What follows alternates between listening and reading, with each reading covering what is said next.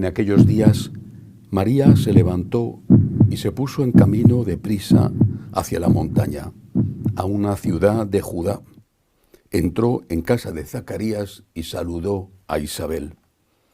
Aconteció que en cuanto Isabel oyó el saludo de María, saltó la criatura en su vientre. Se llenó Isabel del Espíritu Santo y levantando la voz, exclamó: Bendita tú entre las mujeres y bendito el fruto de tu vientre. ¿Quién soy yo para que me visite la madre de mi Señor? Pues en cuanto tu saludo llegó a mis oídos, la criatura saltó de alegría en mi vientre. Bienaventurada la que ha creído, porque lo que le ha dicho el Señor se cumplirá. María dijo: Proclama mi alma la grandeza del Señor. Se alegra mi espíritu en Dios mi Salvador, porque ha mirado la humildad de su esclava. Desde ahora me felicitarán todas las generaciones, porque el Poderoso ha hecho obras grandes por mí. Su nombre es santo, y su misericordia llega a sus fieles de generación en generación. Él hace proezas con su brazo, dispersa a los soberbios de corazón, derriba del trono a los poderosos y enaltece a los humildes. A los hambrientos los colma de bienes y a los ricos los despide vacíos. Auxilia a Israel su siervo, acordándose de la misericordia, como lo había prometido a nuestros padres, en favor de Abraham y su descendencia por siempre. María se quedó con Isabel unos 3 meses y volvió a su casa.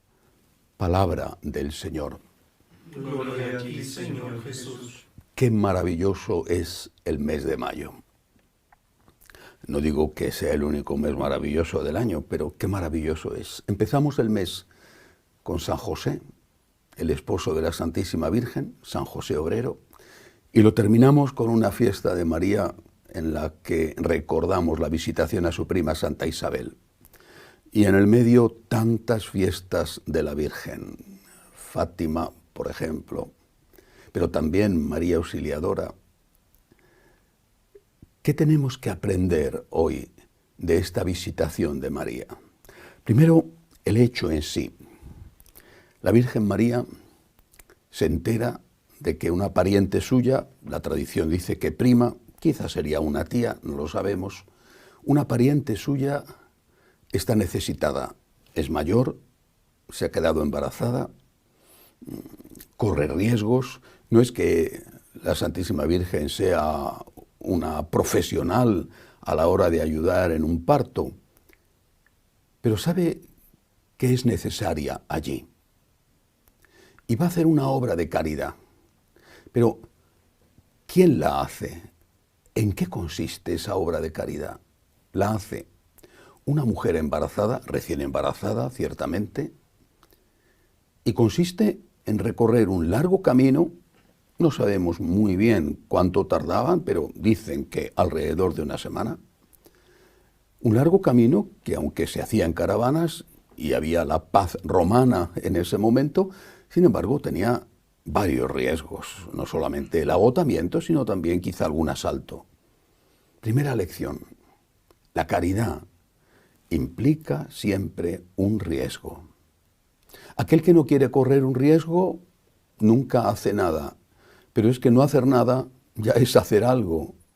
No hacer nada es hacer lo peor quizá que puedes hacer, porque ves que a tu lado hay personas que necesitan ayuda y tú, por no arriesgar, por no complicarte la vida, miras hacia otra parte y dejas a esas personas con sus problemas.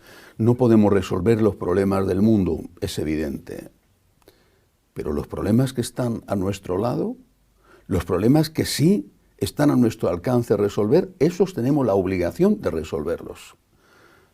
La Madre Teresa, Santa Teresa de Calcuta, decía: yo sé que lo que yo puedo hacer es una gota de agua en el desierto, pero eso es lo que da sentido a mi vida.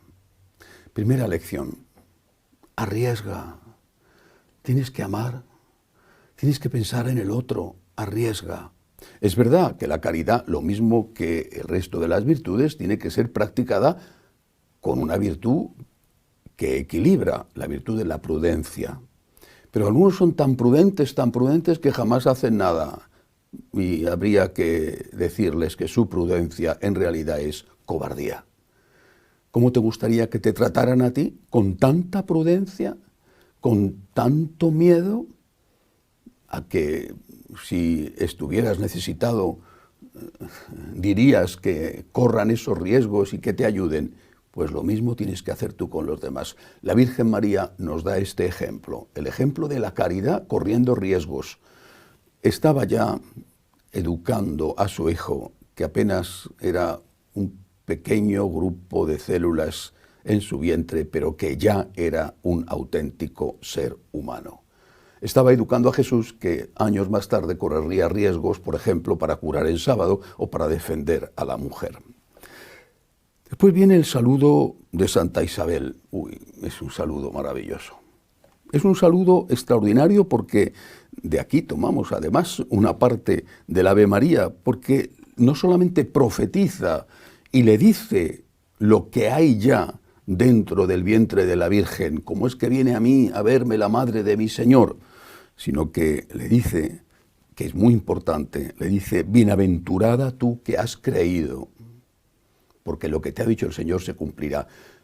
Bienaventurada tú que has creído. A continuación la Virgen proclama el Magnificat y habla de nuevo de la fe.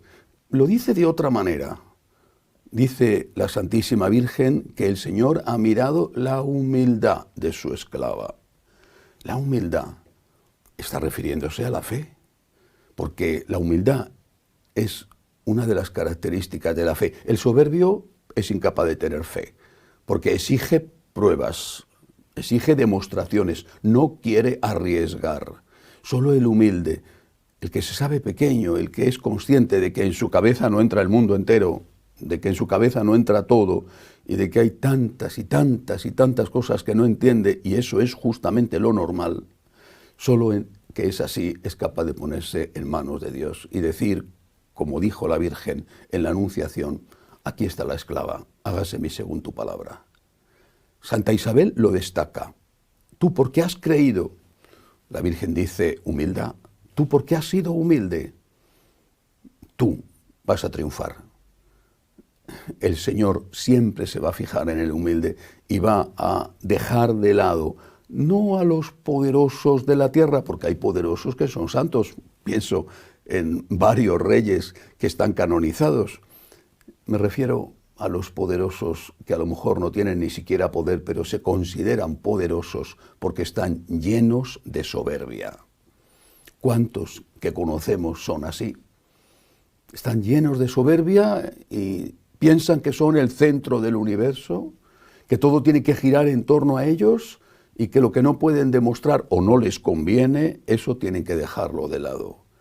La Virgen María, en el Magnificat, empieza proclamando que es el Señor el que hace obras grandes, pero las puede hacer porque ella le ha dado permiso para hacerlas. Se ha fijado en la humildad de su esclava, se ha fijado en la disposición de ella a hacer la voluntad de Dios incluso sin entender. Es Dios, efectivamente, el que hace las maravillas. La Virgen no quiere atribuirse ningún mérito, pero el mejor de los pintores necesita también un pincel o una espátula si utiliza ese instrumento. Necesita un pincel. Ese pincel no es el pintor. Ese pincel no es el que pinta el cuadro, pero sin el pincel, el pintor no pinta el cuadro. Nosotros tenemos que ser como María, instrumentos voluntarios, instrumentos conscientes. Queremos ser esos instrumentos, queremos ser el borriquito que utilizó Jesús para entrar en Jerusalén el Domingo de Ramos. Tenemos que ser esos instrumentos dóciles y solo podemos hacerlo, solo podemos serlo si aceptamos que Dios es Dios y que no siempre podemos entenderlo todo, especialmente aquellas cosas que nos cuestan o nos hacen sufrir. Digámosle, por lo tanto, al Señor como la Virgen, aquí estoy para hacer tu voluntad. El Señor mirará nuestra humildad y a pesar de nuestros defectos, de nuestras limitaciones, incluso de nuestros pecados, hará maravillas si dejamos que el Señor actúe, si el pincel es dócil, el pintor pintará bellísimos cuadros. Demos gloria a María, nuestro modelo. Amémosla con todo nuestro corazón y no tengamos miedo de quererla demasiado. Es imposible, porque ella se merece todo. Si alguno tiene temor a quererla más que a Jesús, que le pregunte a Jesús y seguramente el Señor le contestará lo que le dijo aquel santo. No te preocupes, por mucho que la quieras, jamás la querrás tanto como la quiero yo. Que María nos proteja. Que así sea.